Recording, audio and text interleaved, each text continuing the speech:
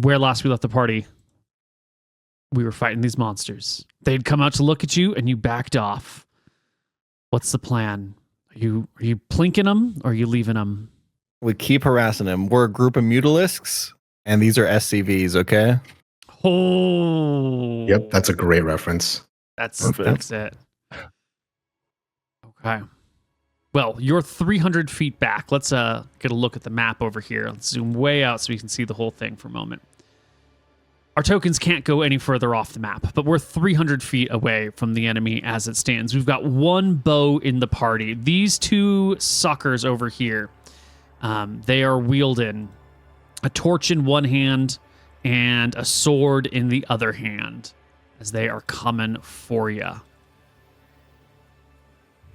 Sounds like we're just going to plink again and again and again, yeah? We're going to see if we can discourage them, because we're aware that in a straight up fight, these guys are very dangerous. They have that multi attack, so we're kind of scared.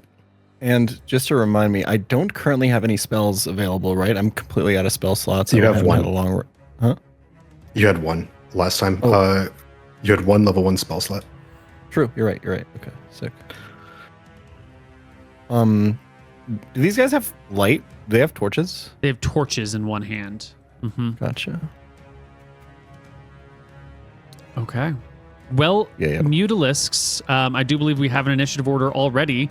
So let's start at the top of it. Our party are 300 feet off. I will start doing math on paper to keep our distances accurate. Iskar Green, what do you want to do?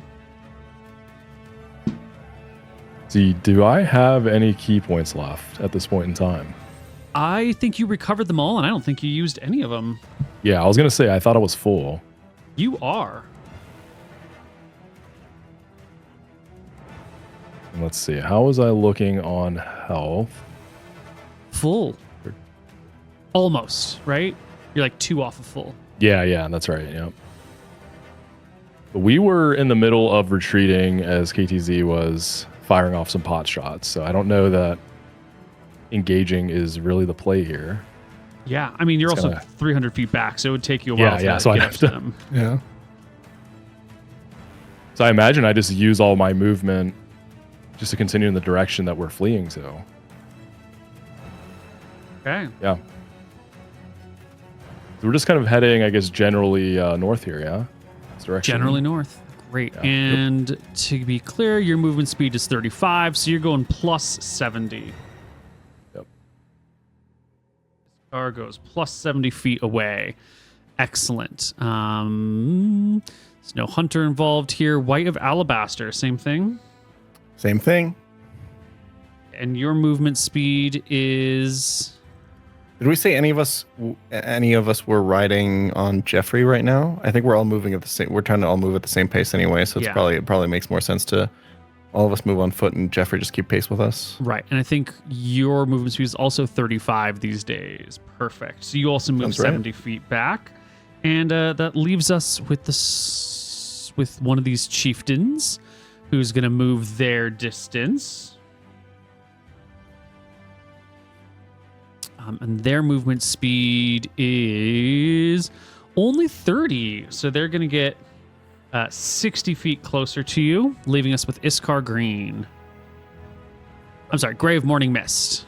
All right, so we're going to stay relatively together probably until they get within range. And so each time I'm just going to shoot at one of these. I'm currently so this will be neutral, no sneak attack. But if I do hit them, we do still a decent amount of damage, even though we don't get our sneak. 6 won't hit. I just roll my attack. I will cunning action, join the party. All right. So you can move 40 feet because your speed is only 20. You are the slowest of the Tomen by a lot. I will say that I will call out to the others to basically stay together until they're in range to engage. Okay.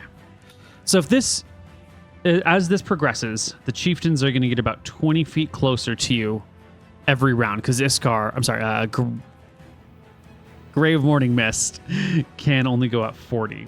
So that will take it'll take 15 rounds for them to close the gap to you. We could go round by round and do some math. That seems like a very tedious process here. And should we assume that you're going to back up, take a shot, and always move to keep a line of sight as good as possible? Eventually, you're going to get to a point where you're in and amongst the woods, and they might not, like the trees might start getting in the way and start giving them cover or making them hard to hit. The terrain might go up and down, Yeah, that seems like a good situation for us to be in. Yeah, because we always have the option of, if they get too close and I haven't done any damage to them, we can just choose to not engage. So I think what's going to happen is I'll take as many shots as I can, and we'll see how they do it. I imagine there's going to be like some rounds, right, where I wouldn't be able to take a shot. So I'll let you decide how you want to, if you want to expedite this. Perfect. I'm going to roll some dice here to see what the terrain is like off the edge of this map. And it's looking like it's pretty rough. So I think you can get 2 more shots in before the trees are going to become too dense. They're going to be able to have too much cover, and they're going to be going up and down through highs and lows. Okay. So go ahead and give me 2 more attacks. Well, give me 1 at a time, because they might retreat after the first one. Unlikely, though. They're at good hit points. 8 is a miss. 12 is miss. Yeah, you take a couple more shots, and they've come up this crest, and there's like a little dale below that, and they head down into it.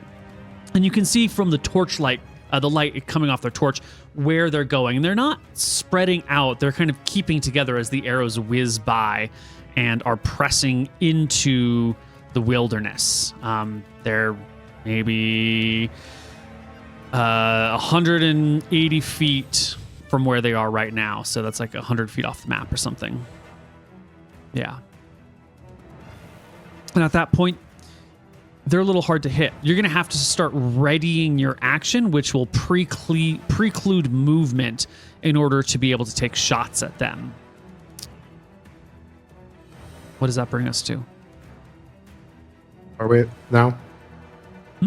How far away? They have moved. They've moved 180 feet off the map. You have moved another. You're what, 40, 60. You're 80 off. 80 plus 300. Math is hard. 2, 4, 6. You are 240 feet away from them.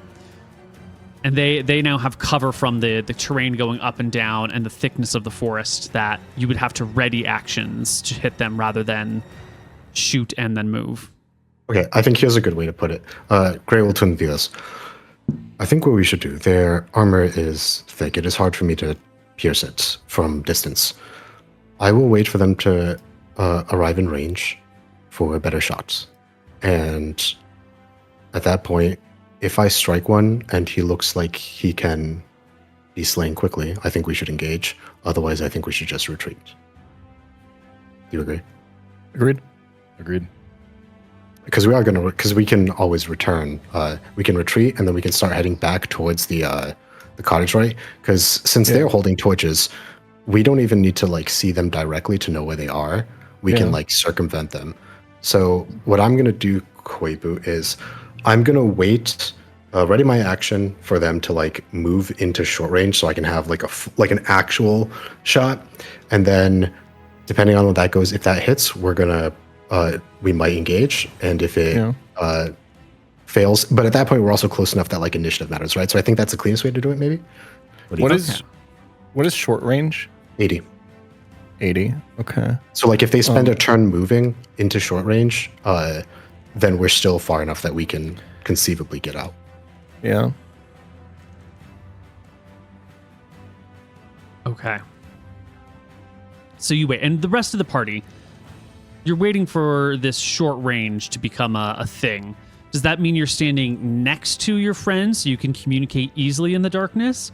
Or are you going around for some sort of flanking, surrounding attack? I'm definitely staying close.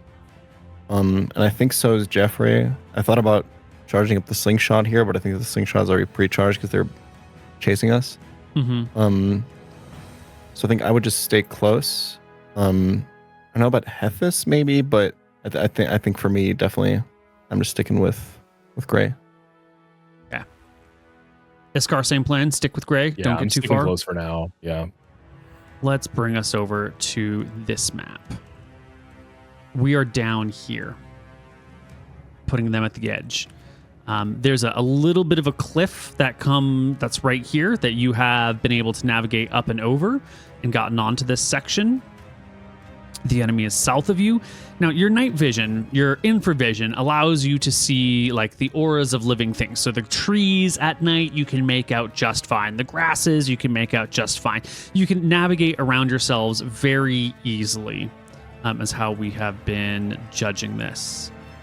And the enemy, they've got their torchlight, which shines out around them like beacons. I think we're now at short range. The animals are here. Let's just start at the top of the initiative order. Well, actually, I think we're starting at Gray's turn. So one of these chieftains will have made a move. Initiative didn't copy to this map. We don't see it, at least. What didn't? Initiative? Yeah. We don't see it. Yeah. We're going to have to reapply it because it's map dependent, which is a good thing most of the time. 6.15, 13.14... 11.1, 0.119. Just curious, or like just because I'm curious how it works. Would there ever be an argument to re-roll initiative in a situation like this? Yeah, there is an argument. We could. I don't really care either way. I was just curious what the logic is. Yeah. There a decision had to be made, and it didn't really matter which one it was. Yeah, that's the logic this time. Yep. All right, so our first chieftain will do their 30, then 60 total feet of movement as they come forward. You've been waiting until they get within 80 feet of you. I think this is when that guy will be within 80 feet. So, and a little bit closer. Yeah, there we go. Let's hope it hits properly.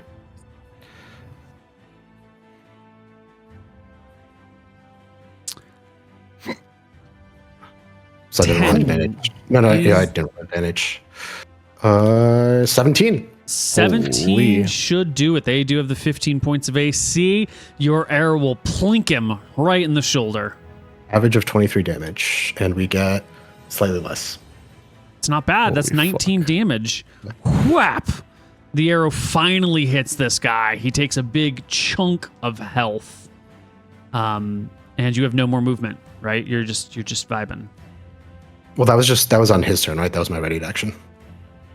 Yes. And then it would be your turn immediately right afterwards. Yeah. Right. Holy. So he's not surprised again, though.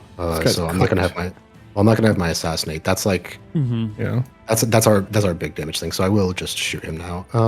You'll still get sneak attack, and you could roll a 20. Regular shot. Is gonna miss. Oof. The next one comes forward, comes down this slope, heads over to this section, leaving us with an Iskar turn. Now, we had said maybe this is the opportunity to gank him, maybe not, depending on how it goes. It's your turn to decide. Is it ganking time, Iskar? You got all your key points and 19 hit points. But they do get 2 attacks per round. I mean, there's definitely a chance I could finish him off. I got some good rolls on both of my attacks here.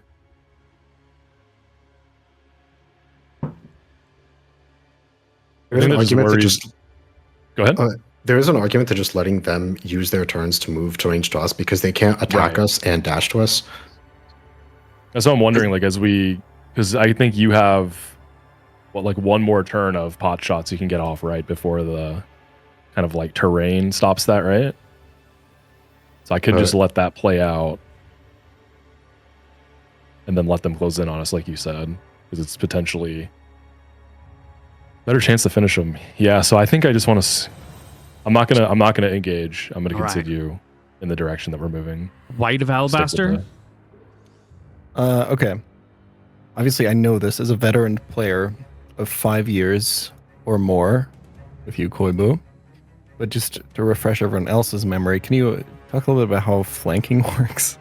In 5th edition, I'm going to move your tokens. You are considered flanking when you are on opposite sides of an enemy, and that will give you advantage. Both people advantage. If you're cornered like this, there's no flanking. This is no flanking. It has to be directly opposite. So opposite corners is legit, but not this. So if I'm attacking, I'm on the other side of the enemy. There's also one of us. I'm flanking, right? Yes. That's the 5e rules, not the 2e or 2-kneel rules. Gotcha. Oh, dude, we could... I wonder if there's a cheesy way where we use Mithra just to set up a token for flanking. There is, but if they get hit, they probably die. Yep. Okay. Then what I would like to do, they can just climb up this little cliff, right? It's pretty small. For you guys, this was a challenge to climb, but they're large creatures. They'll be able to get over this no problem. Gotcha. No problem even. So it's basically just like taking a step for them. There's no like associated. It'll be like, arm and knees. They'll have to climb. If you were right at the edge of the cliff when they were climbing, you'd get bonuses to your attacks.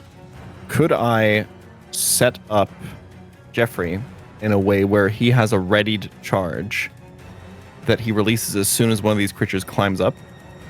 He would have to. He can't ready a charge. He can ready an attack. Right. Because you can't ready movement.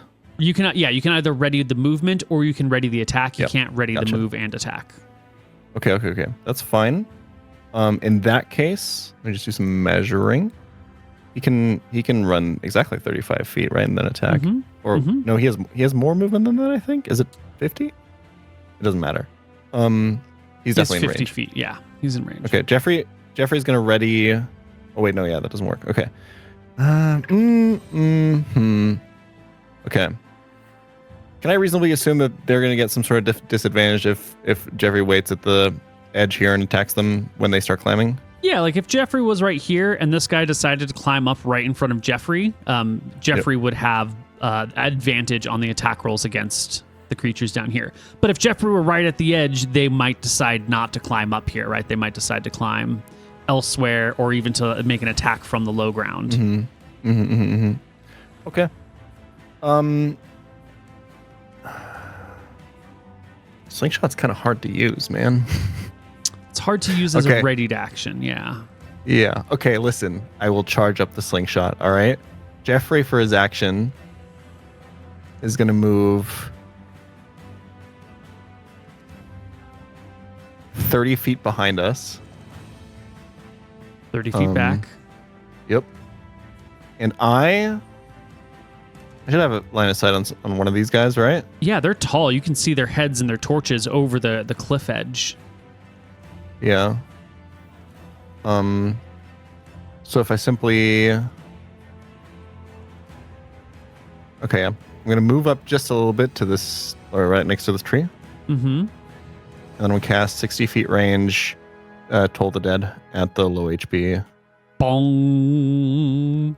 The cantrip, no spell slots. Let's give this guy a saving throw. It's a, what do we say? A wisdom save? Yes. Wisdom save. It's a 6, a failure. They will take D12 necrotic damage. Oh, it's 9. It's a lot. It's a lot. Our chieftain goes. Ugh. They see the arrows coming their way. They'll come over here. They'll scale the cliff, which will take some extra movement to get up. So that's actually 40 feet of movement for them right here, leaving them with 20 extra movement, which they will use. Wait. Oh, yeah, no. Never mind. Sorry. Go ahead. To come right next to you. They can't make any attacks this round, but they've got their torch in one hand. They've got their sword in the other, and you can hear him shout as he arrives at you something. You don't know what the words mean exactly, but you understand that they're saying, "I've got one." You know, it's got that tone to it. Grave Morning Mist. That's a natural 20. That is a natural 20 because you're coming from the darkness. You can't see the attacks coming. That's a critical hit. Do you get sneak attack? Of course you do. I do. So you have advantage. It's And a I lot have an of ally damage. within. And I have an ally within range too. Mhm. This guy should, between me and Iskar, hopefully this guy dies here. Wow, that was a sick roll. Huge. Holy fuck. 2d6 should This average guy's to like, 7. I've so got one, and then takes a fucking arrow to the dome and fucking falls Yeah, over. I rolled above average, just like one above average on every single roll. Yeah, this is 28 damage. Dude. It will pop this guy, who immediately drops to the ground. No, they can't get I don't think advantage on I've us. ever seen any character in any campaign we've played do 28 damage with one attack. Go ahead and take I any will movement you have. move. I will move. That guy has to come up there. Can Jeffrey go past me? Yeah. Like without impediment? But it would interrupt his charge if he had to run past me or no?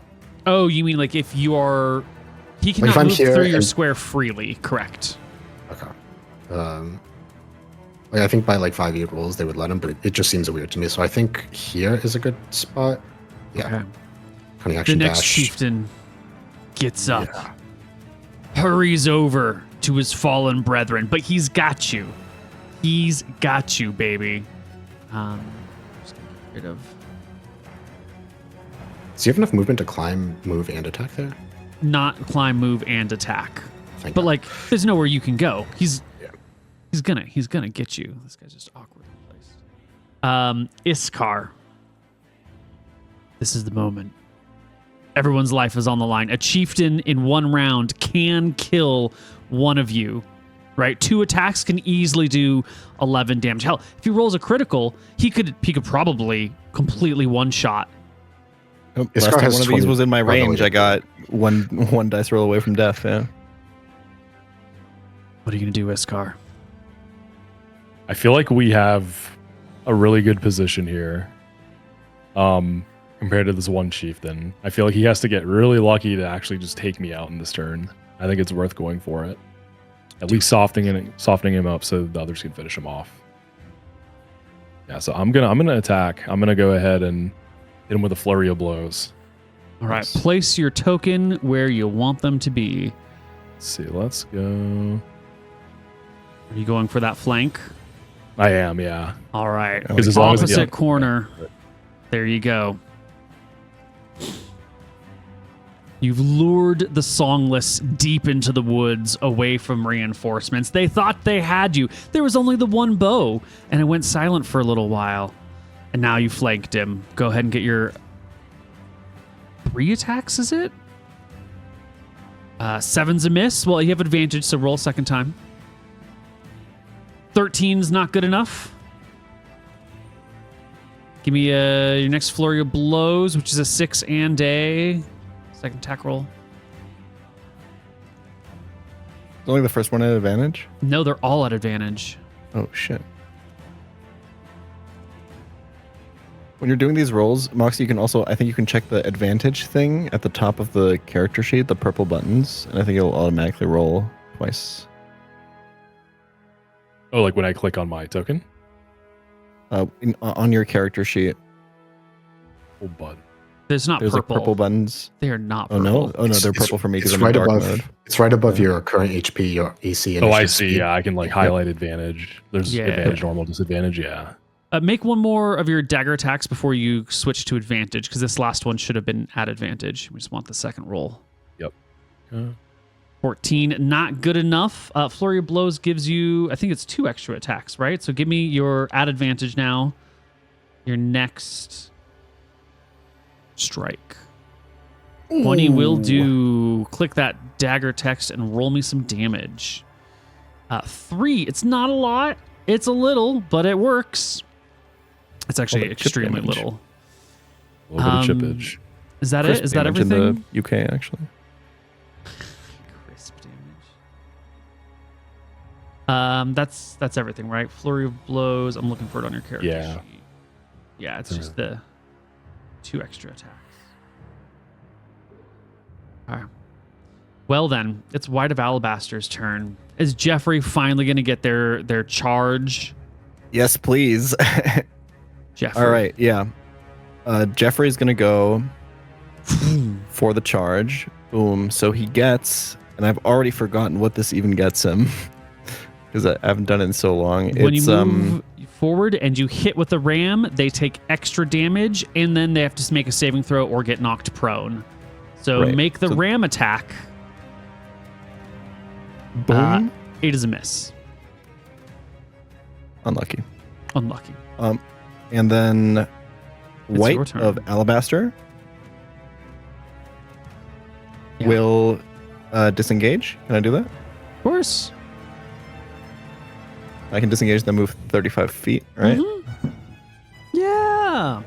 Plenty of I'll try to- space. Fan out a little bit. Something like that. Yeah, just like that. Excellent. The chieftain goes.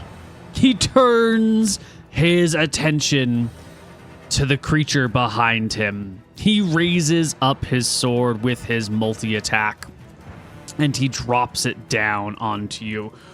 Bam! 17 to hit for 12 slashing damage. Is that a great sword? Doesn't he have a one-handed sword? Not a great sword. Oh, you're absolutely right. He has a long sword. You're right. Same attack roll, different damage roll. 1d8 plus 3. 7 points of damage. Good call. Huge. Second attack with the long sword. Whap! 17 to hit. 7 points of damage. You take 14, leaving you at 5 hit points. Holy fuck. That's the chieftain's turn. Grave Morning Mist. Maybe time for you to run away. I could get into melee. I have pretty good HP. You get the second best HP in the party outside of Jeffrey. Start with a bow shot. Mm-hmm. 17? 17's good. Nice. 11 points of Big damage. damage. The little tickle. We may need to help him out, so I'm actually going to move.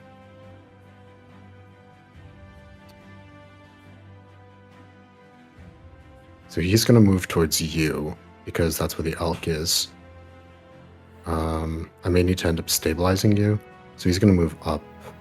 So I think what I'm going to do is I'm going to start moving this. I'm trying to see how these trees look. Sorry. I mean, is he gonna be able to push past this elk? So cunning action. It's hard for me to tell where the trunks of these trees are, Koibu. Yeah. Mhm. Yeah, So they can be is it like difficult. here, looks like here. Yeah, it looks like that. So I think, I mean, I can move on the next turn too, and I can move back. So I think what I'm actually going to do is I want to try and be within 40 feet of you in case you go down, but you can get away. You're going to run back towards us. Like you can, oh yeah, your flurry of blows let you disengage for free, right? Mm-hmm. Yeah, that's right. Okay, yeah. If that's So I the can case, still get more damage and disengage. run back towards us, yeah. Yeah, Where even exactly. if you don't engage it. So I'll move here. That's my turn. Alrighty. The chieftain. Just I think one, previously dude. it was the dead chieftain that. Whoops. Oh, yeah, he, yeah. he took his turn out of order. Doesn't matter. The turn happens now. Iskar's turn. Yeah, I mean, I think I flurry of blows, get as much damage as I can, use the built-in disengage, and get out of there. All right. A step to the side will give you flanking. And That'll be an advantage, yeah. Lorient. Yeah. Roll him at advantage. 22 is a hit. Nice. Roll some damage. 3. Ooh. Not the best. Not the worst. Actually, it is the worst, literally. Second attack. 9's a miss. Third attack. 12 is a miss. Woof, woof, woof. And then you've got a little bit of movement left over. Well, 30 feet of movement left over. Where are you going?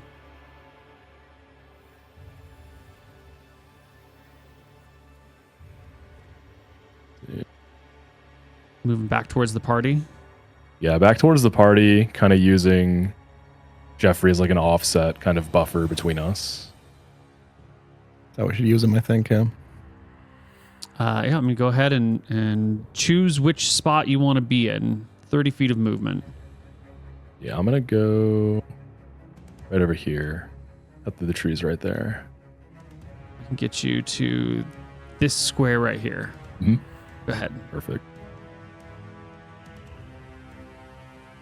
There. White of Alabaster. You've backed up. You've got 11 HP. That 14 damage would have knocked you unconscious, brought you near to death, but it didn't happen to you. That's right. Okay. 1 second. Just checking something.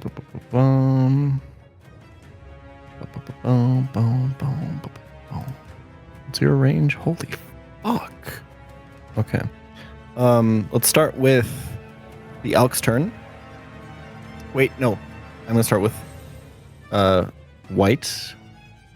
And I would like to move further back even. Oh. 35 feet. Mm-hmm. Like so. That should be good, yeah? Mm-hmm. Does it have line of sight on the chieftain?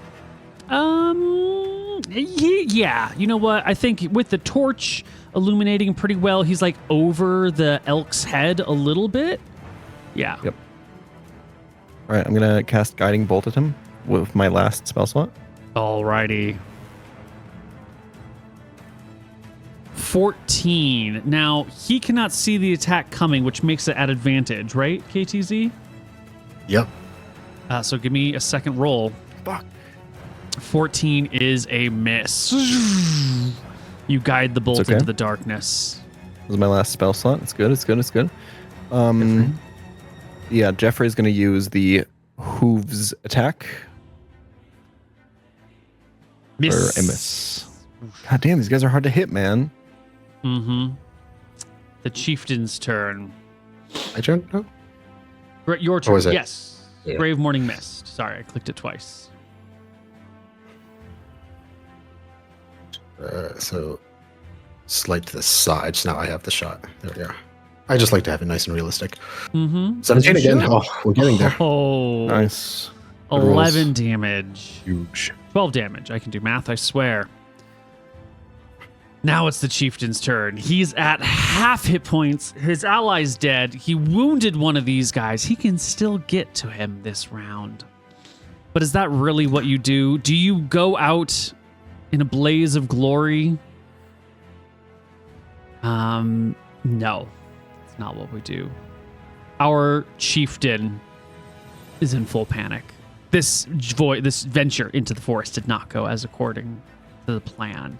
The chieftain will back up, withdrawing, which is an action, so he doesn't provoke an attack of opportunity from the elk, and will climb down this ledge and at least drop down to a knee or something. You can still see the light coming from them, but you can't see them until you're at the edge of the ledge.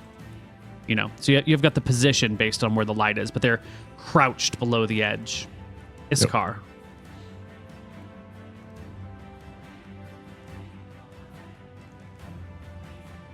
I don't think we really want to pursue him, right? Because then we're just heading back towards the camp. Unless we think we can finish him off before he gets there. How far away from the camp are we?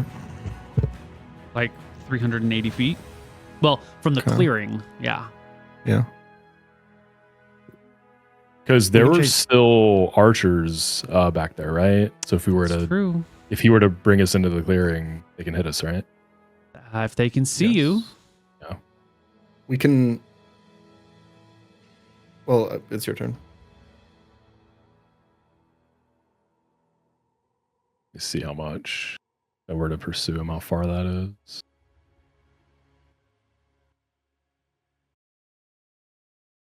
Yeah, I mean, I'd have to use all my movement just to get to the ledge, let alone climb down. I don't see a huge downside to it at this point, though. I can at least try to position at the ledge and then see what he does next turn. He can kill you next turn, is what you can do if you're right. Can he hit me from there? Doesn't he have to climb back up, though? Yeah, he totally does. You should get closer. Okay. I'll...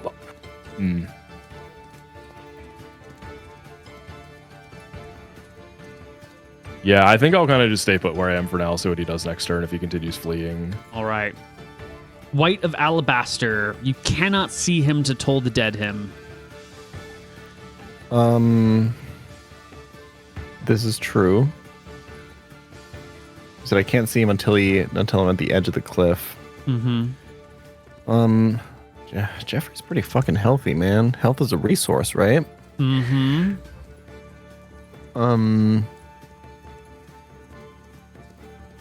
Remind me, do we have hit dice left? You have I don't know how many you have. I know others have expended all of their hit dice. You I think I expended. have I'm one. pretty sure I've expended all. Okay. If And I have you'll one get left. one when you sleep. So, And how do they work for Jeffrey? same way as they work for you. He gets one every night, and he can expend them every night. He must. I just don't know if he has any or not Oh, because they're not on his sheet. right. Jeffrey starts with 3. Let's just scroll back to where we did some healing before. Alabaster hit dice. You've spent all 3 of Jeffrey's hit dice, so he has none left. He will gain another one in the morning. Okay. Oh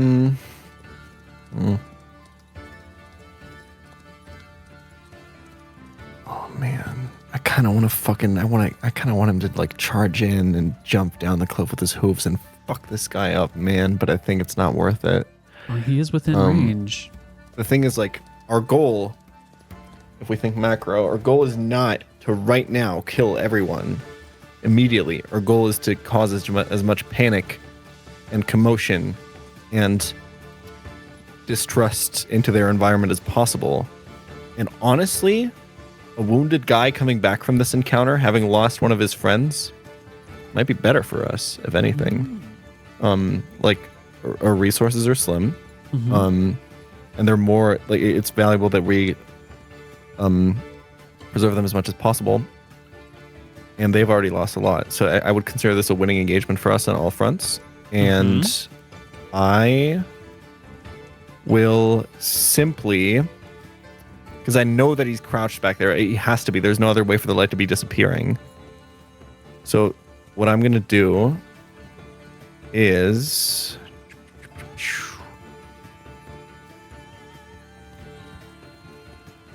yeah, okay. I'm going to move. So White's going to move about here. Just like knowing that if this guy stands up, I can cast another Toll the Dead. And honestly, I'll move Jeffrey up just a tad. Just here, stepping over the body of the dead chieftain. Just ready to... Not readying an action, I don't think, because I would have to ready movement, obviously. But can I move 35 feet. I can ready Guiding Bolt for when I see him, right? Toll the Dead, you had a spell slot. You Toll the Dead. Sorry, right. Toll the Dead, yes. Which is 60 feet range, I believe, yeah. Okay, yeah. That's exactly what I want to do. Okay. Jeffrey's just chilling. I'm readying Toll the Dead for this guy peeks up if I see him again. I'm actually going to move... I can only move 35 feet if I ready that, right? So this should be the only movement I can do. Okay, yeah, this is perfect. This is exactly where I want to be. Gray. Right here, ready shot. I have a perfect angle of if he climbs up the cliff or if he tries to retreat. Ready shot. Okay. Chieftain's turn. What are they going to do? What are they going to do? Let me just get a little torch icon so I can illuminate the area where they are without showing you their token. I'd like to introduce a little bit of doubt into this game of certainty. Here is a torch. It's going to shed the same light as this person. 10 and 20. Introducing doubt into this game of certainty sounds like a no-calc run to me, boys. I'm sure that makes sense. Here we go. This is the light that you can see. It's emanating from right around here. Our baddie. He's got options. I would like to know they did come from that way. I'm just lying. I don't remember.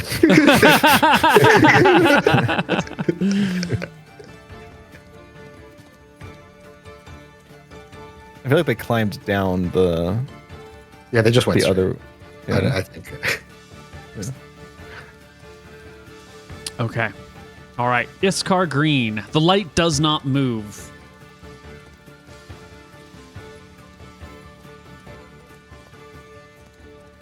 It just feels so risky. I'm pretty healthy though. You have 5 hit points. Oh right, sorry. I think it's not updated right on my token. Oh. It's updated Yeah. for me. Yeah. Yeah, I still see it as 19 for some reason, but that's well, right. I took a ton of damage earlier when he. If you Yeah. just click on the blue circle on your token, and you can do -14, and it should get your HP down.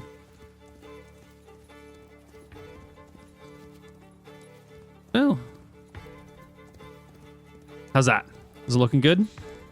It's still showing as 19. Then you're going to just have to refresh your browser. I'm so sorry. Roll 20 sometimes All farts. good. All good.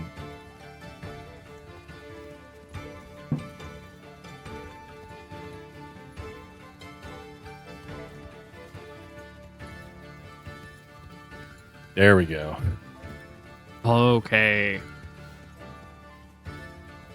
Yeah, I'm not gonna pursue him at all. All right. All right. White of Alabaster? Just getting ready. I mean, he can't be there forever. Gray Morning Mist? I am going to pursue. The first thing I'm going to do is move hither. Do I see the torch yet? Like, do I see the... You can see the light, but you can't see the person. It must be crouched low. And my ready to action didn't trigger, so he definitely didn't move this way. Or sorry, you can, I don't know if you can He see didn't my move into thing. a spot that you could see. Right. Yeah. So I then move. Sorry. So we go there, and then we go.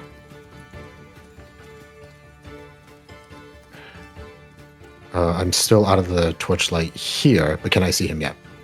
Yes, as you get there, what you see is the chieftain on the ground on his hands and knees.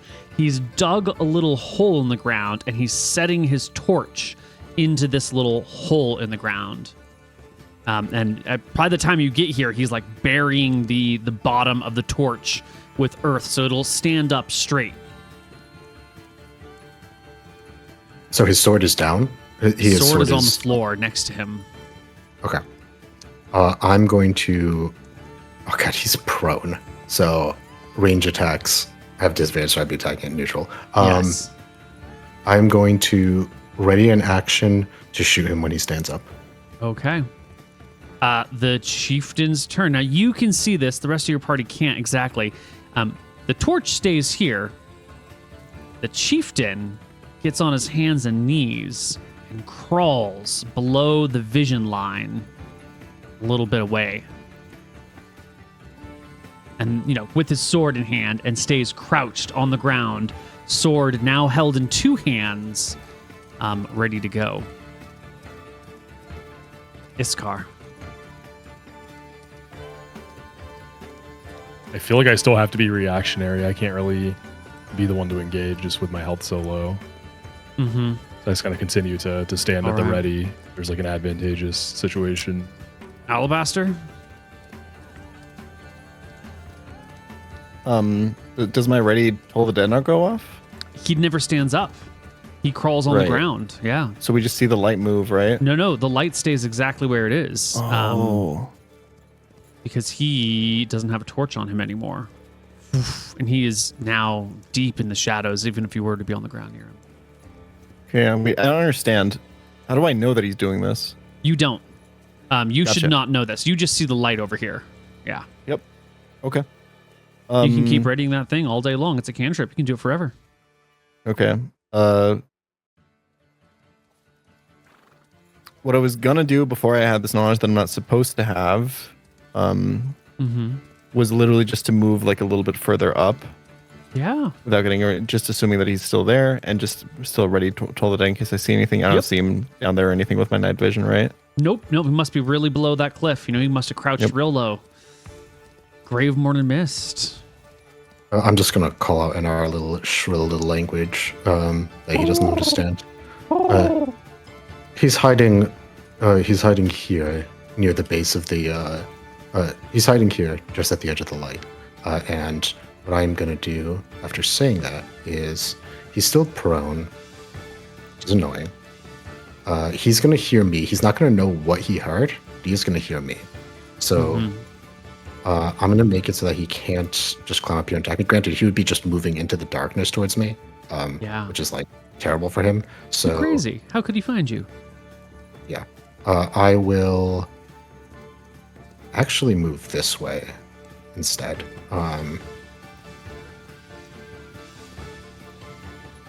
And ready a shot for when he stands up. Yeah, because around here because here he's crouched, but when he stands up, I should be able to get a shot on him from here, right? Yeah. Okay. All right. The chieftain's turn. He's buried his torch. He backed away, got his sword in his hands. He waits for a moment. There's no following, so he's gonna crawl. He's gonna crawl and crawl and crawl. And I think you lose sight of him in the darkness as he crawls away. Staying I should out still of have his bowshot. aura, right? Yeah. What? Let's take a look at the. Have we done the dark vision on your characters right? Because it looks a little small to me. I definitely saw him start moving this way. Yeah. Least, even if I don't have sight of him now. Okay. Let's see. Dicelocke, Toman, Infravision, 60 feet, living things. Okay. So, for some reason, they're set to 20 feet. They should be 60 feet of infravision, which is interesting. Which means, I think, as he crawls away, you can actually ping him White of Alabaster, because when he crawls away, eventually he crawls out far enough from the cliff that you would have been able to whatever you call it. So let me give him a saving throw as he crawls over here. It is a pass. Gotcha. Yeah. He is not told. He's not told. Let me update. Shall be 60. Give me the flavor on Toll the Dead. What is happening when he's doing that save? Like, I'm pointing at him and I'm like, there's going to be a bell ringing, and then I am so sorry to break it to you. This spell makes absolutely no sense. Okay. It's the most powerful cantrip, and it makes literally no sense in any way, shape, or form. We could come up with some necrotic damage. You're summoning some sort of Yeah. We're just playing with the rules that the 5th edition Wizards gave us. Beautiful. So I don't know where he is at all. The general direction he's headed, but I don't really, Yeah, I somewhere think when he over. crawled right around here, you could probably like catch him at the very edge of your vision, just like this faint glow of a butt crawling away from you.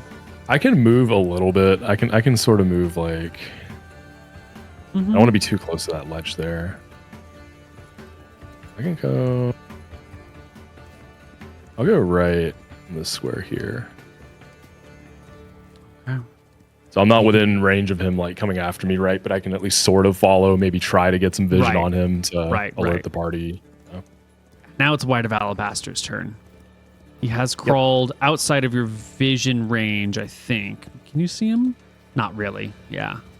I didn't see him on my end. Yeah. Okay. Sure. I mean, I saw the direction he crawled in, and I will follow that direction, moving 35 feet towards that. So that's going to be here. Do I see him? Yeah, you can see him with your vision, I think. Okay. I point at him, summoning the power of the dead that lies around us all the time because things die everywhere. Oh. Channeling that energy into a single point above him, and should that release in the correct way, in a way that synchronizes with his like mental frequencies, then a bell sound will emerge as the energy pops. He fails the saving throw. You do damage. And that's he's missing HP, so it's D12, huh? Yes. This is a really, really good cantrip. Yes. 3 damage. Yeah. Ignores AC. does D12 damage most of the time. Jeffrey's also going to. He's got a total of like. He's got 50 feet, so he can move 50, and then he can dash for another 50. Yeah. Or he's actually he could really just close to move being... 50 and be in range, because these are adjacent. Oh shit! Oh yeah. And he can just jump down that cliff, no problem, right? He's a fucking elk. He's a fucking elk. Ba-dum, ba-dum, ba-dum, That's a ram right there. It is. It's a charge actually. And you know what? He's prone, which means advantage on the attack roll as Jeffrey charges up into him. 19's definitely baby. a hit. Roll me damage. It should be 2d12 plus 3? Wait, no. It's not a critical hit. It's going to be an extra 7. It's going to be 3d6 plus 3 damage. Oh, right, because I'm trying to understand. The ram is 1d6, and then the charge bonus is another 2d6. Got it. And then 3 for strength. Yes. 17 damage. Almost dead. And a chance to knock him prone, right? That's right. He needs DC to pass a 13 saving strength throw. That's right. He gets rammed in the rear side. His buttocks gets ripped up from the antlers, but his forearms keep him steady and he doesn't fall over. He's already prone, right? He was like on his hands and knees crawling. Yeah. This would have knocked him fully prone. But, Gotcha. Yeah. As he's taking this damage and Gray of Morning Mist turn comes along, Gray, you can hear this guy's shouts and cries in desperation. And all of a sudden, a word that you recognize pierces your ears. You hear the word mercy in and amongst a whole range of other sounds and noises that you don't know. You hear the word mercy. Your turn, Gray of Morning Mist. All the characters to be the one to make this decision? Okay. I think. How wise are you, Gray? How consumed by anger and rage and angst are you? How much of an angsty boy are you?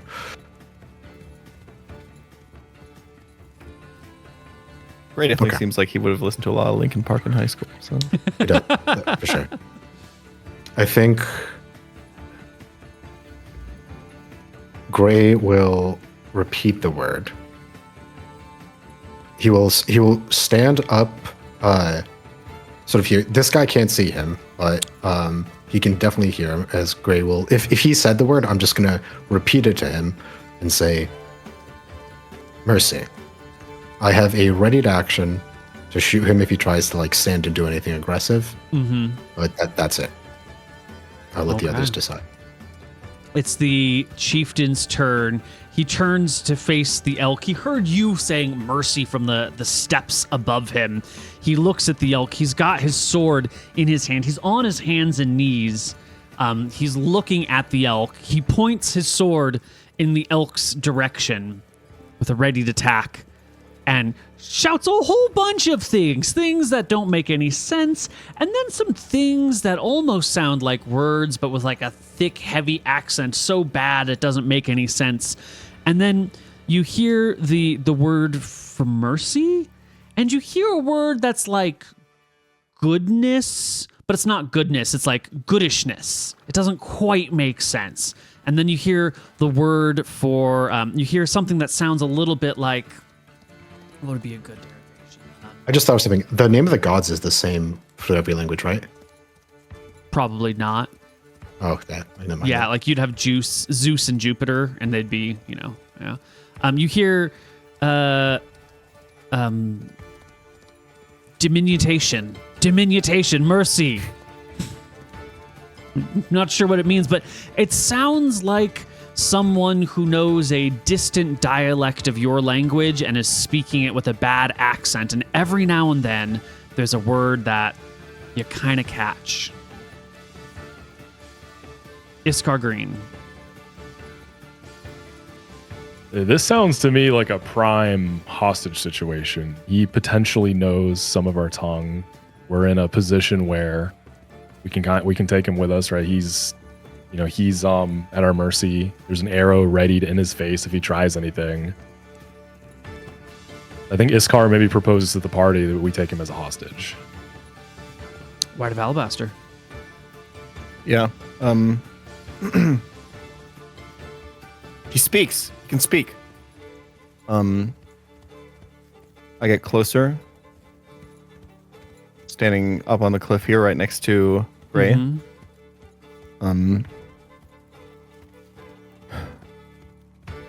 This is okay. What do we do? The others might be coming, right? If we're gonna take him, we need to get him away from here. How do we even? I shout out to him. Speak, talk, words, say. Mercy, mercy, mercy.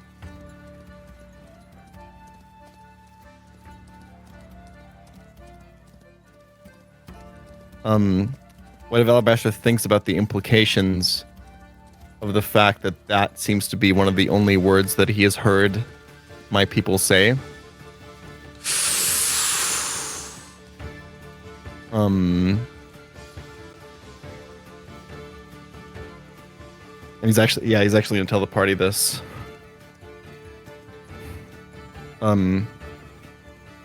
These monsters. Is that the only word that they've heard us say? They must have the captured. They must have tortured them. We need to get away from here. And the way we will find out is by speaking to him. I agree. Speak. Say words. More words. Say more words. Speak. Alabaster, calm down. Have him disarm. Disarm, kneel. Maricé! We will know they're coming. Maricé! We will know they're coming before they do. They have to walk with the torches. And Mithra is still sort of like flying overhead. If any torch, if his allies were approaching, we would see them from far off from the glow of the light. It's true. Okay. Okay. White is going to. Light is a cantrip, right? Mm-hmm. He's gonna say, "Look, see." As he speaks, I assume the chieftain probably looks up to him, right? Yes. Well, regardless of what he he's staring says. at this elk who has stopped attacking him, but did just rip his buttocks up recently, and his sword is pointing in that direction. But like he is glancing up at this cliffside, while he's trying to keep the elk in view, and he's in a state of terror. This poor man, horrified, terrorized by the creatures of the forest. White has an obsidian dagger. He's going to, just to make it crystal clear what's happening, he's going to cast light on the dagger. And then let it drop to the ground while maintaining eye contact with the chieftain. The dagger drops to the ground near you, illuminating the area. I'm just using another torch for the light effect. The chieftain looks up and sees the two of you, one with a bow aimed right at his face, the other with I guess you've dropped your one dagger, but you're standing over him, not but a loincloth. He looks back to the elk, and he drops his sword. Huge. What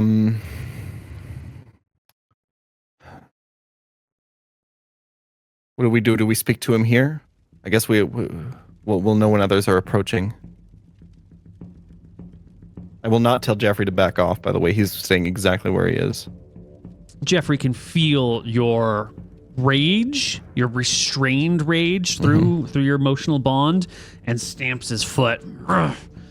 Keeps his head and horns locked in on the enemy.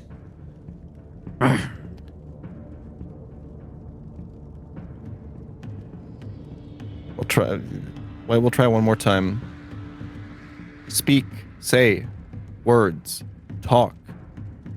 He babbles. Pointing at his mouth. Nonsense. Things that sound nothing like your language, that sounds like the language of the songless. And then a couple of things here and there that sound... it sounds distant, almost almost intelligible, you know? Like, yeah. Good.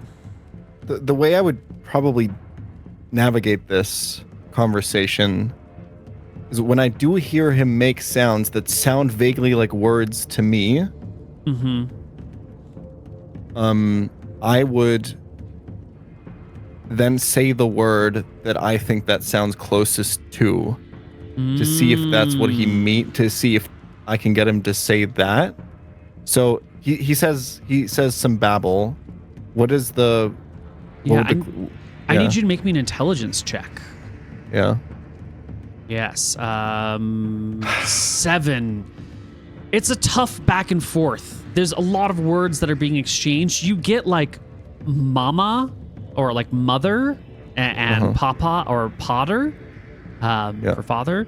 But aside from that, in this, brief moment here, it's not working out very well. I think you're going to need a more structured or at least time relaxed environment.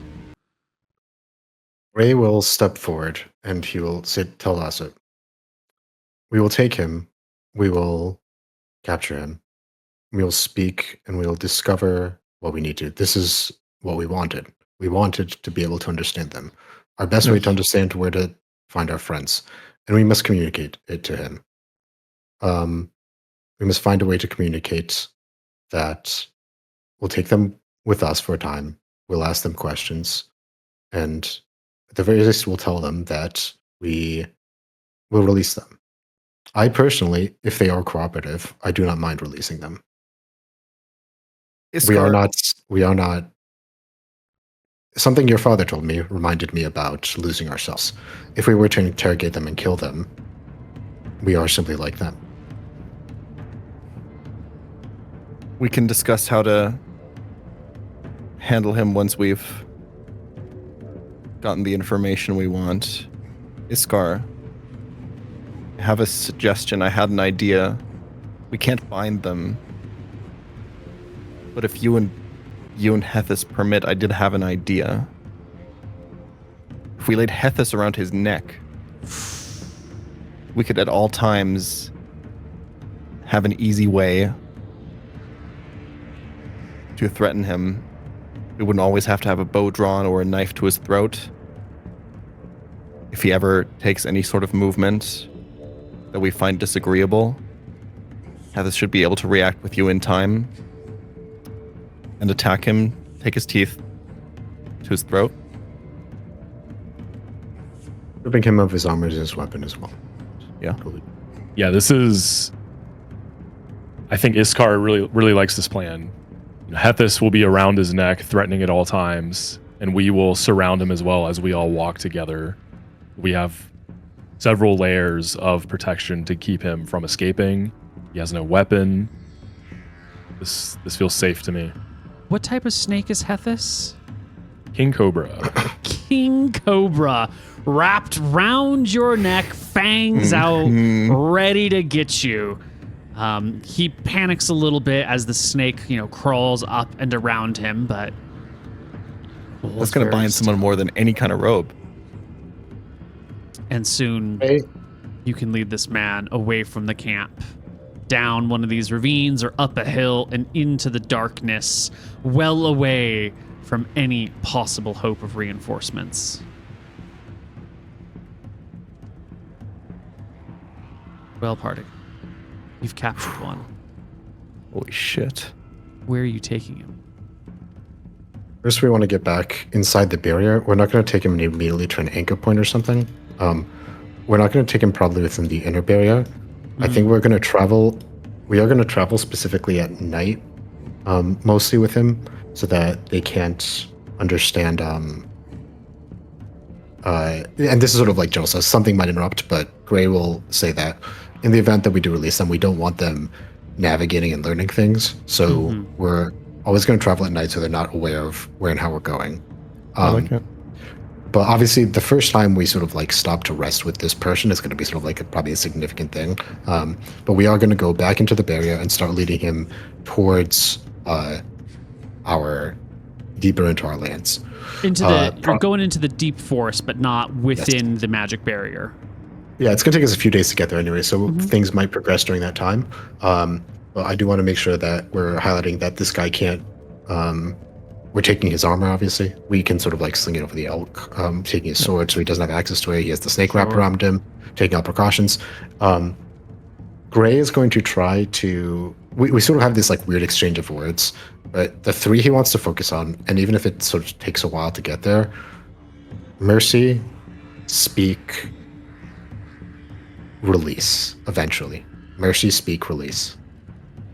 I think those are the 3 that, like, if I have to very primitively communicate with drawings, if I have to like draw like a picture on the ground of him coming with us, talking, release, and then going back, things like the things I want to communicate is that those sort of like 3 words: come, or mercy, speak, release.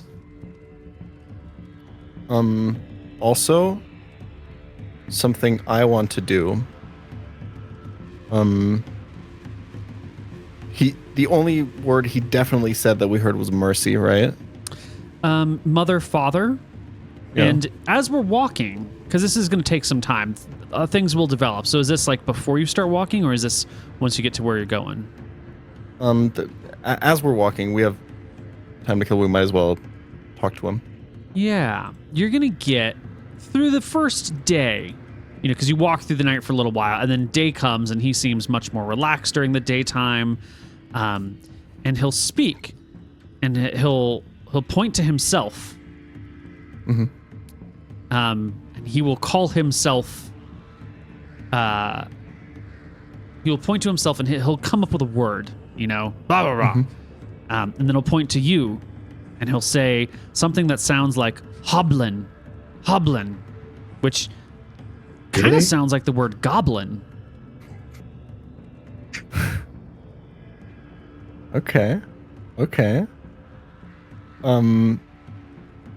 Oh shit.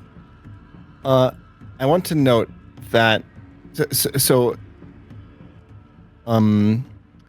as Gray is kind of taking the initiative in communicating what we're trying to get from him to him, I want to find out which words he knows, which words he's heard in our language.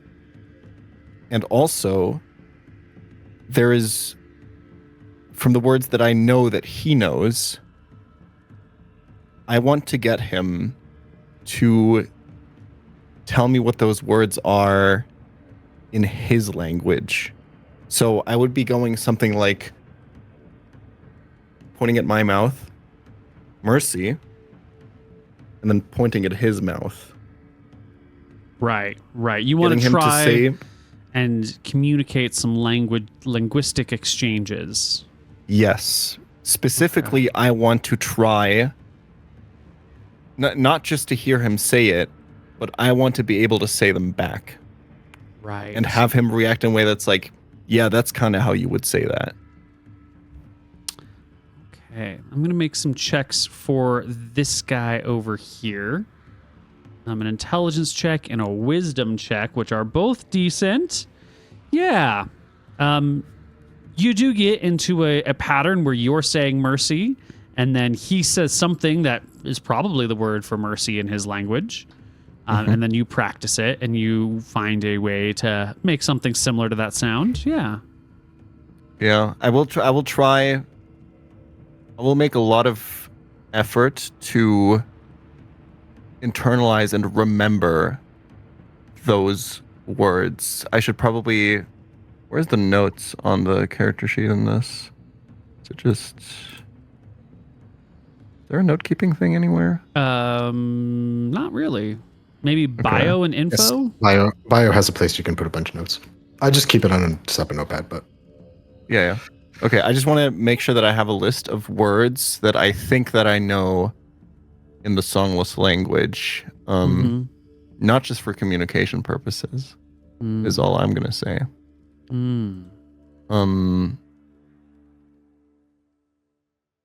Okay, yeah, I'll make a note. Well, Yeah, so Mercy seems to be one that, Why don't we as players take a short break so I can make some notes on this subject a little bit more based on what you're talking about. And we'll return in just a few minutes with some more Dicelocke. All right. We are on our way through the woods. We're learning some things about these people. You've been able to teach and learn to say what but mercy, speak, and release mean. At least something approximate to that. You can hold a rock and say release and then drop the rock, and he'll hold the rock and say release and drop the rock. You can point to him and tell him to speak, and it's clear that you want him to say something. And mercy was already known. Other words you're going to get during this time are goblin, which is what he's calling you guys. The word metal, which isn't a word you guys use very often. You've seen these hard rocks, and the way he says it is a little bit more like, like metallic is probably the right word. Metallic, which for you would be more of like a color, like a silvery, steely color. You hear the word metropolis. You hear the word outlands. You hear the word bean case. Bean case? Bean case. Yep. Like the casing of a bean. He's saying bean case. Who knows what that means? He's saying bean and then case. Bean case. Okay.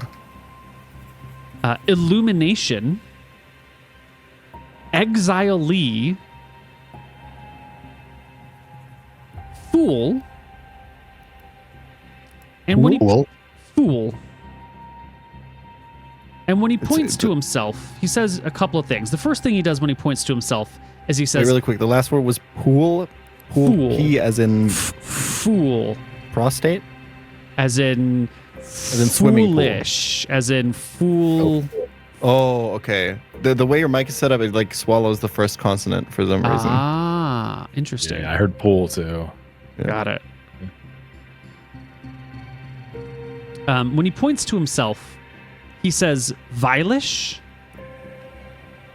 and then he also says Durna, and he also says, when he points to himself, Fool Durna. Okay. And this is what you've been able... also, at some point, when there's a campfire around, he will point to it and say fire. And he will point to the ground and say earth.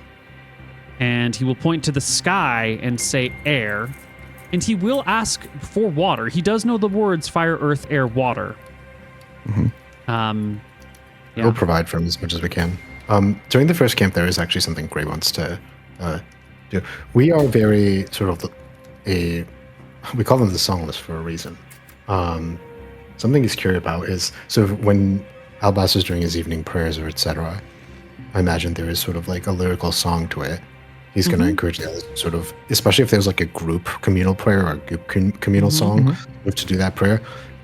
He wants to do it properly. He wants to see how this person reacts to him. How familiar are we with goblins? Or like, because he says goblins to us, do we know what those are? He says goblin. They're known to exist in the world beyond this island, but you don't have any goblins here.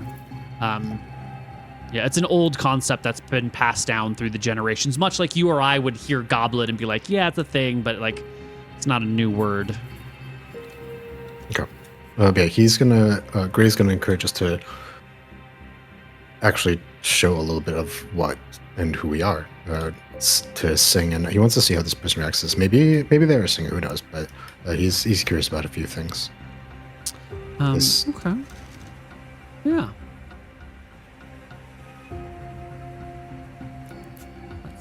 First, this is that night when the first morning, because you walk through the night and then you make camp in the morning and you're beginning to rest, right? You do your singing, and this creature is looking at you guys, looking at all of you, mostly concerned about the king cobra around his neck. Doesn't join in with song. Yeah. When we are done and sort of the Gray will sort of gesture towards themselves and he'll say, "Song, sing," or an R word. And he'll sort of point towards him and say the same word again, sort of song, sing, but sort of like with a question mark. Mm-hmm. Yeah. Like There's question not mark, really a song. response. Gotcha. Yeah, I won't go through the effort of remembering or of trying to get him to teach me the songless words for all of these Mm-hmm. that you just mentioned. Mm-hmm. But specifically, I do want to learn the songless words for mercy, Mm-hmm. release, Mm-hmm. and then I want to attempt to, by conveying the concept to him and then getting him to say the word in his language,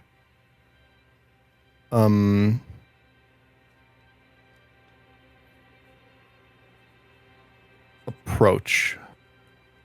Approach. Yes. All right, make checks. Mercy, speak, and release were not a problem. Those were gotten already. Approach. Talk to me about your tactics for instruction. So I would at first obviously establish the general concept of telling him to tell me the songless word for this concept, right? We would go through this process with mercy and all that, right? By like pointing at my mouth, pointing at his mouth, right? Like it all makes sense. To get him to teach me the word for approach, I would, point at my mouth, point at his mouth. I would take a few steps back, and then I would walk towards him, and then point at his mouth, and then move back again, approach, point at his mouth.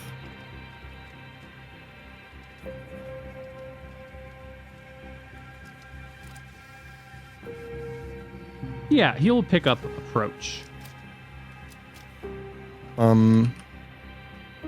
Okay. And I want to do this for what the same process should be very easy. If approach works, I want to do the exact same thing for flee.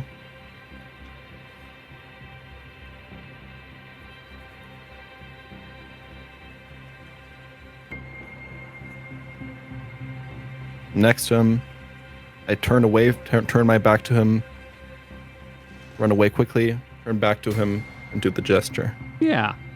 He'll pick up approach, flee, not a problem. Now, these things, in order to be, fully retained and fully used, will have to be practiced over and over. This stuff might fade pretty quickly, but for now, you've got these things down. I will commit to, after my evening prayer,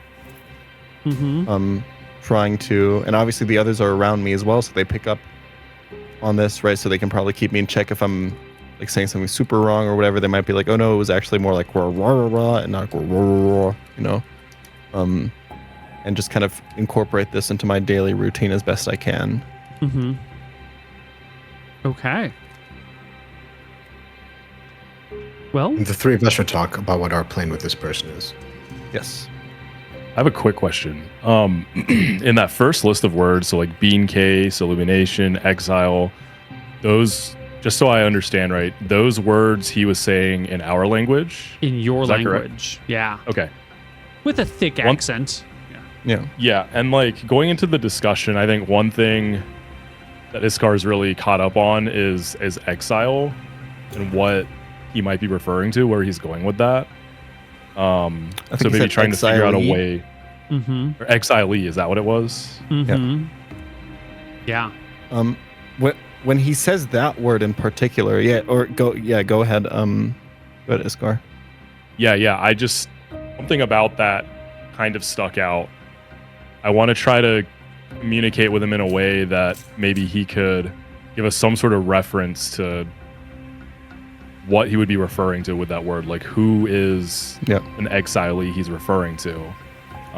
Is it like one of us, or is it his people, or a different entity altogether?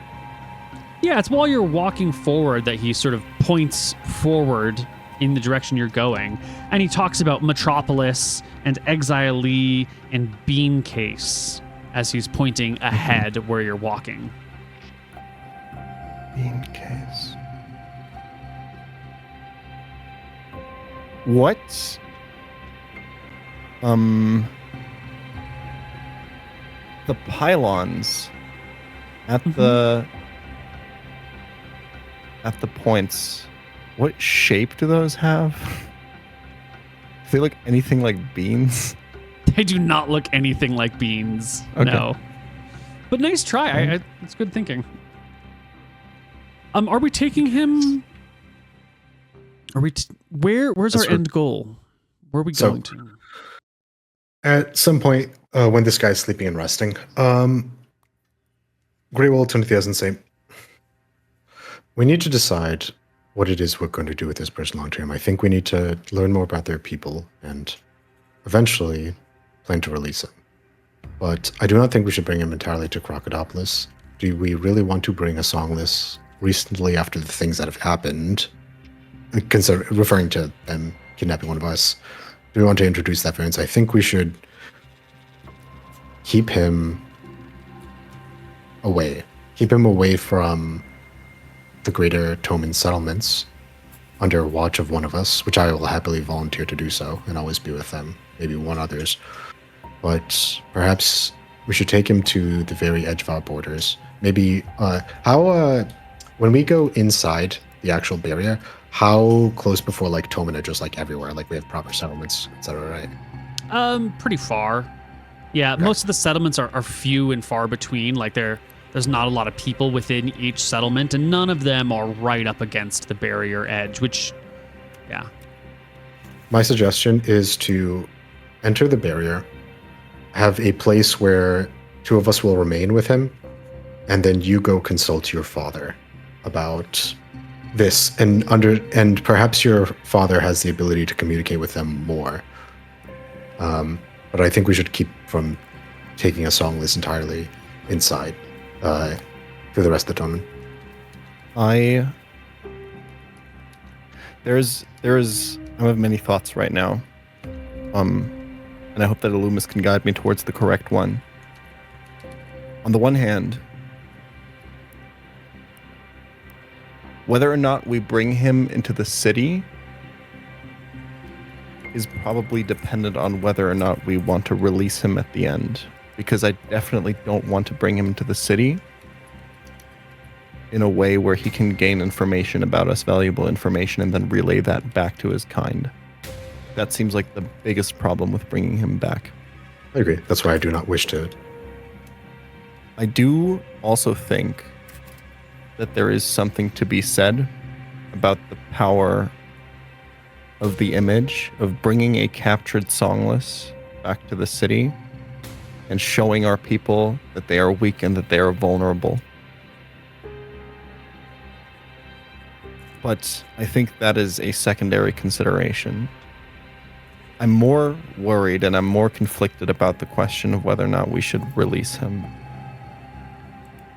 The fact that he knows the word for mercy tells me a lot about how he has interacted with our kind.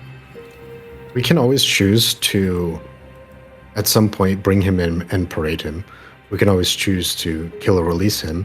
However, if we march him in and other Toman know about that, we can't ever take that back if we choose that. I agree. Wish to be yes. secret. I think for now, I do agree that we should take him within the borders, and then one of us should consult. While I do still very much at this point question the judgment of my father, I do believe that it is the right thing to consult with him and other wise Toman about this situation. Regarding, and we can think about and talk about this more, the biggest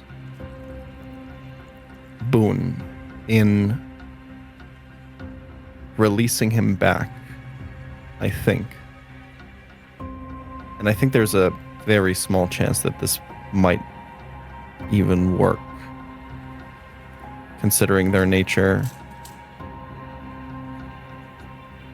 I look back at him in disgust as I say this. We've taught him the words for speak and release.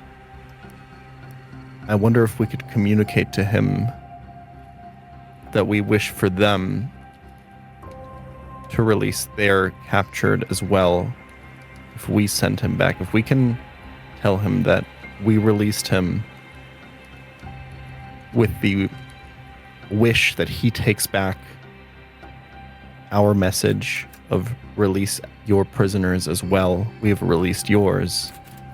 There could be a slim chance that they might comply, and we might establish some more information and communication between us, which could help us drive them back eventually. On the other hand,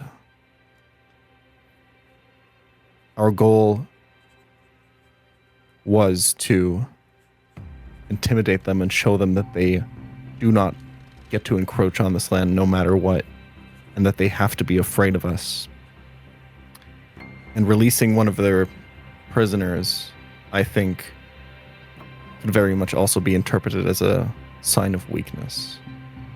That is my biggest... Things to be discussed and debated when we have the time. But for now, yes, we should return there. And at the very least, the sun and moon and your father should be informed of this. Agreed. I think too, when we bring him in, is there any way we can blindfold him? I think perhaps we keep him blindfolded the whole time, so if we do release him, he can't bring back any visual information. For now, we're simply going to find. For now, we're simply going to find a place just within the barrier and have a temporary settlement where perhaps you and I, Iskar, can watch over him while Alabaster returns to inform the others. Agreed. Okay.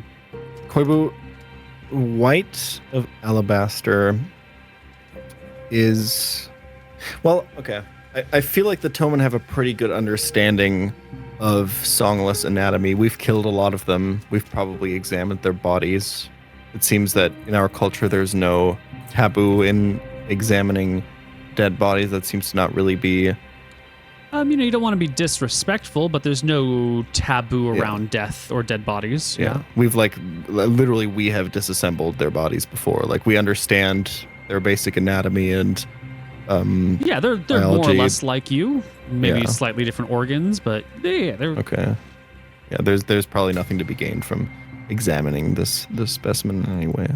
I don't know. You can learn a lot of things about examining. We That's true. understand humans pretty well, but there've been plenty of mad scientists doing weird experimentations on humans to learn more in the real world. Yeah, I don't think I'm going anywhere that far. I guess I want to, for example, I want to look out for, like, as we eat, we probably, we live off the land is how I'm imagining it when we're walking around here. We're usually like just gathering and hunting whatever food we can, right? Same for our animals. And we obviously want to make sure that this guy doesn't starve, so we probably share some amount of food with him. Mm-hmm. Is there anything I notice is there any food that he violently rejects or that he particularly likes that is weird, or anything that would differentiate his dietary habits or preferences from ours? He seems broadly disinterested in almost everything you offer. When you offer berries, then he's maybe interested, but almost everything else, he's like, what the fuck is this shit? Like, you're just handing me a mushroom. What are you doing? Yeah. You've dug up this root, and he'll eat it, and he doesn't look like it's very enjoyable.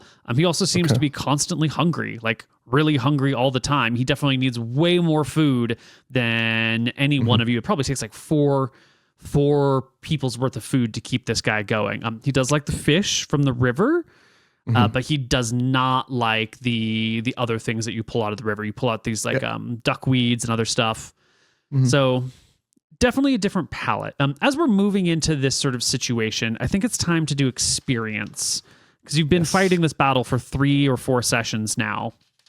And it's a lot of experience that you gain. And as you get back to the villages, and it's clear that there's no more danger in this moment, let's talk about XP, everybody. Yes. You might have forgotten that in this campaign, you do get experience points.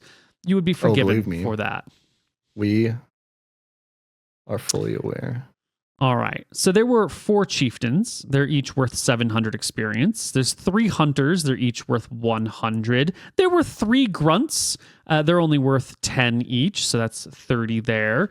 You also brought home a prisoner. That's worth 1,500 XP. And more XP wise is that the 3 of you assaulted a fortified, songless encampment where you were outmanned, out HP'd, if there's a word for that, out equipped, and out armed. You know, they have better equipment, the better weapons. They have multiple attacks that can kill you in a single round, and there were more of them. And they had range, and they had defensive encampments. Being able to assault an overwhelming force and not only come out alive, but kill half of them, more than half of them, and drive the rest back, because you don't know this yet, but they're not keeping that base. They're fucking leaving. Is worth 3K on its own. So added up and divided by 3, each of you gets 2,543 experience points, which, if my math is right, should bring you to 4,100 experience, maybe? Which do we get? 2,543. Holy shit. We're at 1,155. 4,100. Yep, you should be at 4,100. Huge. Holy. Which is a level. Yeah, and that's more XP from this 3-day combat, 3-session combat than all your other XP combined by a lot. Nice. So everybody gets to level 4. I am dropping into our group chat the upgrade that you can pick for your beast. We'll walk through it. You also can pick either a bonus to your stats or a bonus or a feat in 5e. Your choice. But let's talk through these animal upgrades. Each one has 3 possible routes. And when you get to a higher level, I think it's 8, I'll double check, your beast will gain yet another upgrade. It's many levels out, and how they upgrade will be slightly different. So if you go down one route, you know, there will be further developments along that route. If you go down a different route, there'll be further developments. I think you understand how upgrading your minions goes. You're probably mansplaining it too much. Anyway, Hethys. You get to choose between +2 strength, +2 dex, or +2 con for the snake. If you take +2 strength, Hethys also gains 60 feet of blind sight instead of, I think it's 10 feet. And the camouflage ability or trait, which is in a natural environment, enemies have disadvantage on perception checks against you, which is equivalent to a -5 on their passive perception. So most people have passive perception of 10. And so you would normally, how stealth works is you make a stealth check, and if they are not actively looking for you, your stealth check has to pass their passive perception. If they are actively looking for you, they get some dice. So if you are making your stealth check, they have a -5 to their passive perception or disadvantage on checks. So you really only need a 5 or higher on your stealth check to succeed most of the time. If you go for +2 dex to Hethys, they also gain hardened scales, which is another +3 to their AC. +2 dex also gives you a +1 to AC, so this is a buff of 4 to your AC, and also +1 to hit and damage, I believe, you would get from dex. And I think dex is also a stealth stat. Hethys, if they get +2 con, then the poison damage they do, it goes way up. It now equals Hethys's hit dice, and the saving throw that the enemy has to make is now based on your con mod and your proficiency bonus. So poison, AC, or stealth and blind sight. Mithra the Hawk also has a choice of 2 to strength, 2 to dex, 2 to con.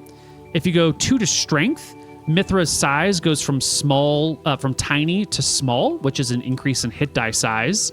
And the claws go from dealing 1 damage flat to 1d4 plus your dex mod damage.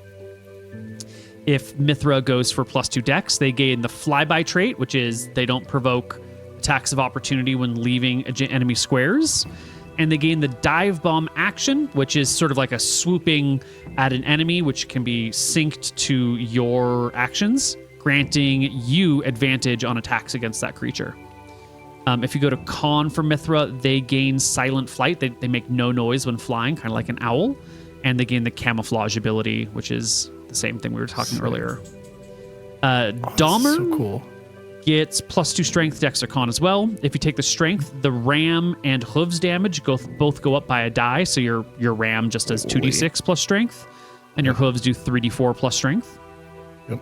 If you gain dex for Dahmer, their speed goes from 50 to 60, and charge becomes an action that says move 30 feet and then make a ram attack, which can be readied.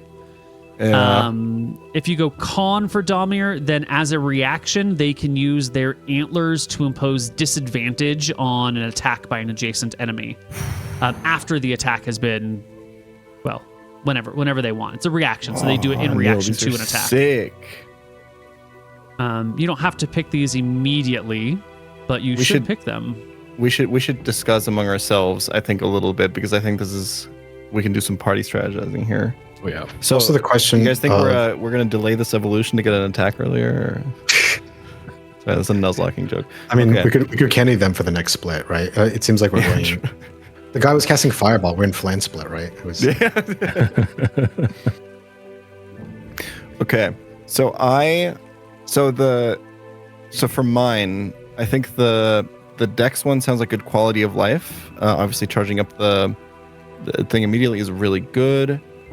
I do think right now that from what I've noticed, and maybe I've just gotten unlucky on rolls. What is Jeffrey's attack to hit? It's based on his strength. It's +5 to hit and 1d6 +3 damage. If you gain +2 to strength, it'll make it +6 to hit and 2d6 +4 to damage. But also, remember, if your Tobin has better stats than you, your stats come up a little bit to meet theirs part way. So if you give Jeffrey +2 to strength, you're giving yourself +1 to strength. Right. In most situations. Yeah. Okay. So I felt like that in terms of damage output, Jeff's biggest problem is actually just hitting people. Like, he does a ton of damage when he hits, but although Guiding Bolt does help with that. If I hit a Guiding Bolt, they just die. I actually think, and you guys can tell me how you feel about this, the party does still kind of have a HP pool problem. And I really like the idea. I think the most useful that Jeffrey can be, we saw in the last combat, is when he's just in front of other people and tanking, right?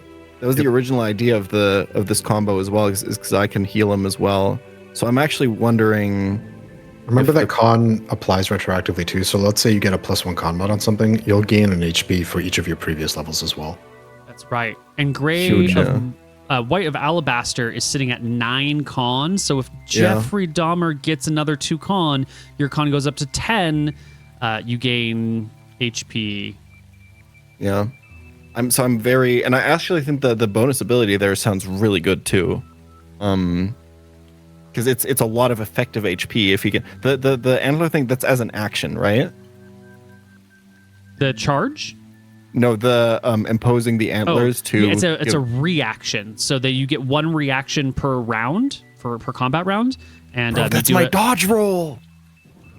It's your dodge roll. Anyone who once per combat round, if Jeffrey is next to an enemy who's attacking you, they can make it at disadvantage. Even attacking Iskar, which will be more likely, right? Especially because you can already use your own reaction to impose disadvantage on yourself. This is now too, like, let's say one of those guys comes at you with a multi-attack and you're next to Jeffrey.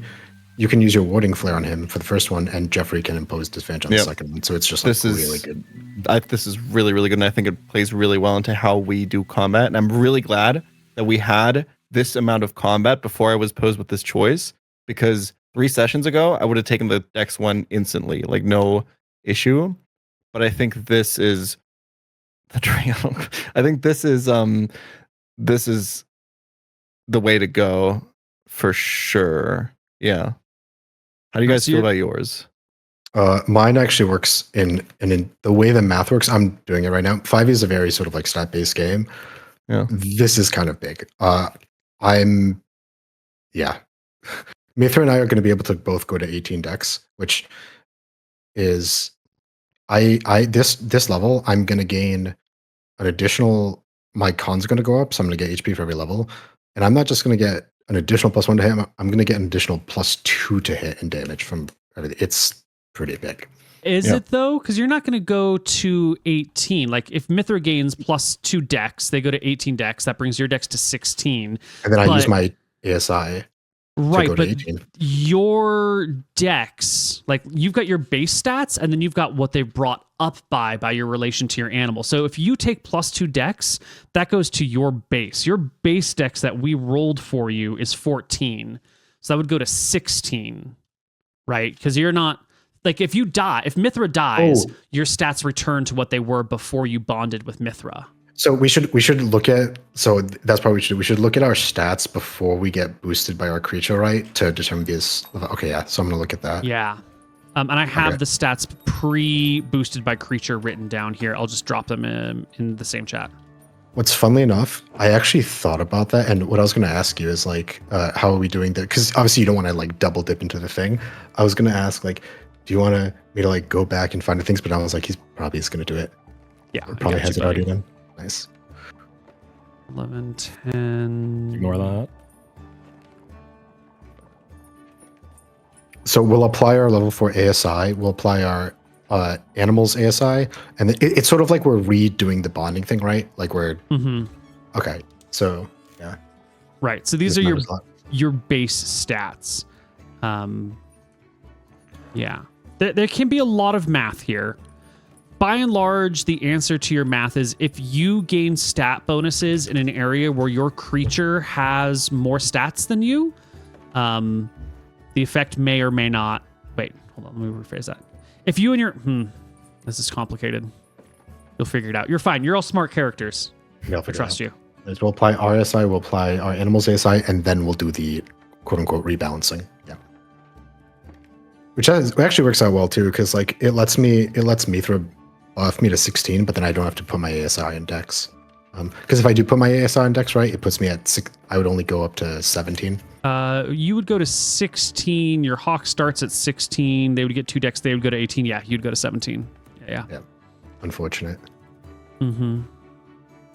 Moxi, it's going to matter for a lot too because monks are so stat dependent.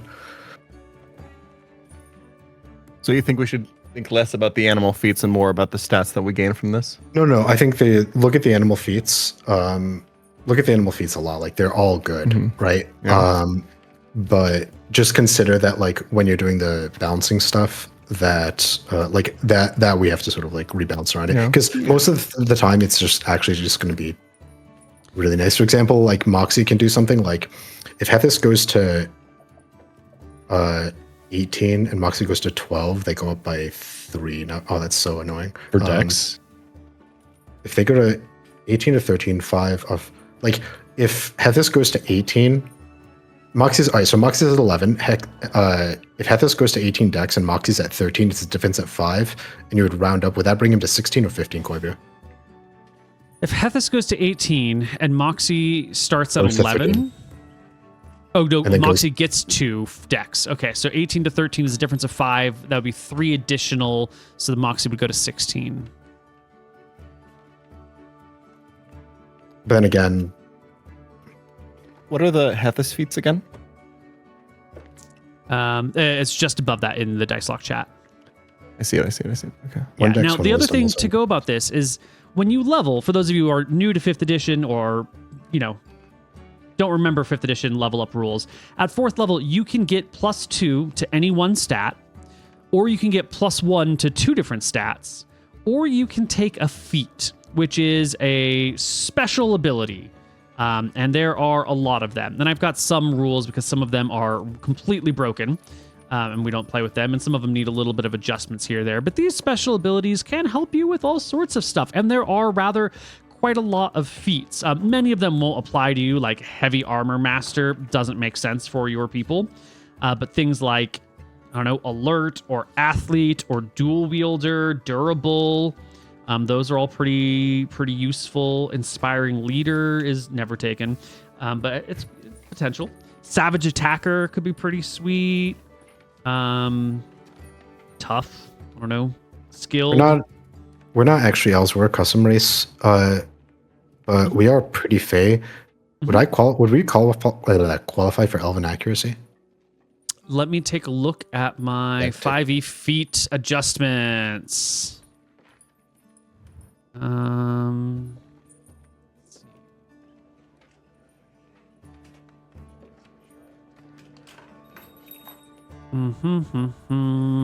Feats.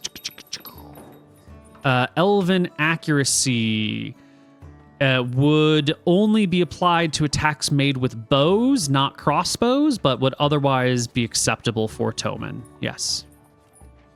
That's something I have to think about, because that is mathematically the best, definitely the best thing for me. I'll have to think on that. Which elven accuracy? You have an uncanny aim. Increase your dex by 1. Whenever you advantage on an attack roll using any of these things, you can re-roll one of the dice. So it's 3 rolls instead of 2. It's triple accuracy. Right. So only with bows, though. So it wouldn't be an attack roll relying on dex, int, whiz, or charisma. It's strictly bow shots. This is so fascinating, the way we have to think. Also, you did such a good job with these abilities for the hawks. I like that they are they diverge, and you have to choose hands. No, you said each one sick. gives us kind of like a evolutionary path, right? So say I go with the dex, then that's going to lock me into a dex path for the later upgrades. Yeah, ish. There'll be variations upon that. It probably won't be like dex bonuses in the future. You still might get strength, dex, or con bonuses, but we are moving down that path. Now, the meta game of this is that I don't know if we're going to get there in this campaign. This campaign is a limited series. We probably won't get to another evolutionary state. But I don't know if one day, a year or 2 or 3 down the line, we might want to revisit the storyline and see what's happening 10 years later or something. That's the meta for you. Also, we've been at this for a couple of hours. This is roughly around our ending time, and there's a lot of decisions to be made here. I'm happy if we just want to sit and talk about this stuff for half an hour. I don't know if you want to do this as like a separate stream content elsewhere. If we want to do a separate like metagaming, mathing out our characters stream, we got options here. The Toman Explored co-stream. True. We just ramble about the characters and build them. I do think we should talk about this between sessions. Something that we could do would be, for example, we're just hanging out. One of us is streaming or whatever. We could have the others call in if we all have time, and we can just talk about it. That's a good idea. While we're doing whatever, and we could have that. We could have someone highlight that part of the VOD or whatever and put it on the Patreon or something. So that people can see our discussion about it if they're really interested. But it seems that, we got to read through all the feats and stuff anyway. So there's like no way for us to make this decision now. And we probably should before the next session continues. Okay. And also we have to think about just like what we're going to do with this guy. Like this is a huge thing, right? Like this is the first time the Toman have ever actually been able to communicate with one of the songlets, right? Like effectively. And we have to remember the same is true on the other side. They have captured a Toman as well. They captured 2, right? As far as we know. Is it 1 or 2? But they have. I think 2, right? I think it was 2. I don't remember if one was killed, but I do know there was one that was like killed, but that could have just been knocked unconscious and saved. The body wasn't there, so maybe they ate it. You know, they are kind of monsters. have a few questions about the pylons again. Yeah. So, one, can you describe again how they look again to me? Absolutely. Yeah. I'm going to just bring us to the map where we have one visually posted. Okay, There we go. this over here. So it is a metallic, rusty red structure that sits into the ground, lots of little flanges coming off of it, and then sort of rises up a little, and then balloons out at the top with a whole bunch of little spikes and a very round, spherish or hemispherish thing stuck in the very top of it. Yeah. Is it illuminated in any way, like any part of it? No. Okay. And my next question, so in the Toman kind of written history, have the pylons always been present around, our society, or is there like a written time before the pylons where we like roamed elsewhere? Is that something we know? Yes, there are stories about this. Let me open up the stories. Okay. A long, long time ago, your people, when the world was filled with more magic, your people were, more badass. You could bond, enslave larger creatures, even fantastical creatures. The greatest among your kind were said to have bonded with dragons and the such. But as time wore on, the magic of the world has just it's lessened in various different ways. And now your people clearly are what they are now. But back as everything was just leaking and fading a little bit, your people came to this place, you lived here, and a stranger from far away arrived with his friends, and he's the one who came around to this valley, talked with your great ancestors. They were friends, they communed for ages, they enjoyed each other's company, and it's this other entity who built these anchor points and created the barrier, the large perception filter all around this place. In that time, some of the anchor points have been lost, damaged, destroyed. There used to be, ones out here, and those ones are non-functional anymore. And there's also two different type of anchor points, and we don't really talk about the difference that much because you guys don't really understand the difference. These blue triangles are one type of anchor point, and these orange dots are a different type of anchor point. And these brown ones out here used to be like these orange ones, but they are the ones that have fallen into disrepair. Okay, got it. Yeah, I'm just thinking a lot about the words that we, heard heard them speak, and just Illumination, Metropolis, Exile, those three are kind of sticking out to me. So I've just got some theories floating around in my head. So I want to make sure I have a full understanding of that before I get lost in the sauce. Yeah. Any other questions that you want to throw my way? No, I'm good for now. Okay. Then bean case. I got nothing for that. All right. Okay. Well, why don't we let you all figure this stuff out on your own? Maybe do a co-stream on what it all means. And then when we come back next session, we'll lock it all in place. We'll do level ups. We'll roll for HP and all that good stuff. And then we'll see what you do with your captive. The first songless captive ever. Holy shit. All right. Thank you all for watching, and see you in the next episode.